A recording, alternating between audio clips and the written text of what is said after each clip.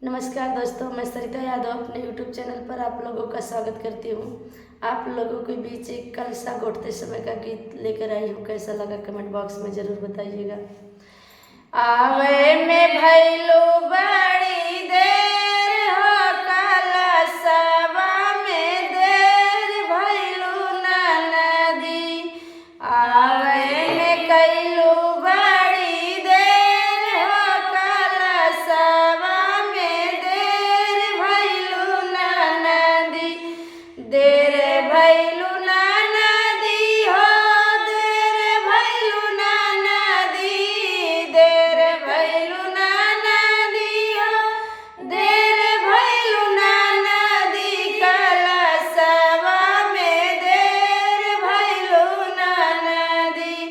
आवे में कैलो बड़ी देर हो, कलसवा में देर भैलो नदी। की भाभी नौआ भेजलू, की भाभी बारिया। की भाभी नौआ भेजलू, की भाभी बारिया।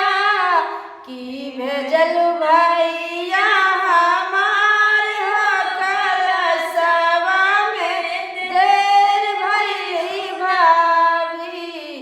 की भेजलू भैया हमार हो, कलसवा में देर भैली भाभी।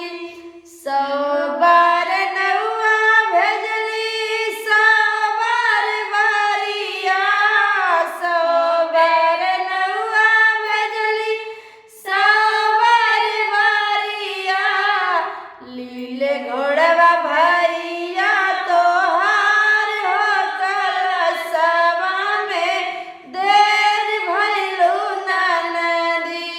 लीले घोड़वा भैया तोहार हो, कलसवा में देर भैलो नदी।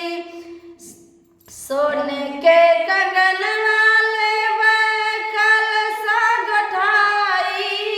सोने के कंगनवा लेबै, कलसा गठाई।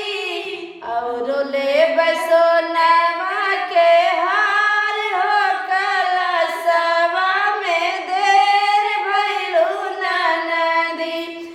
औरो लेबै सोनवा के हार हो, कलसवा में देर भैलो नदी। आवा बैठना नदी हो, माझ मड़उआ। आवा बैठना नदी हो, माझ मड़उआ। गोठी दे तू कलसा हमार हो, कलसवा में देर भैलो नदी। गोठी दे तू कलसा हमार हो, कलसवा में देर भैलो नदी। ना देब ना नदी हो, हाथ के कंगनवा। ना देब ना नदी हो, हाथ के कंगनवा। नाही देब सोनवा के हार हो, कलसवा में देर भैलो नदी। नाही देब सोनवा के हार हो, कलसवा में देर भैलो नदी। गौवा का नाउन लागे हमारी ननदिया। गाँव के नवनिया लागे हमारी ननदिया। लेबै हम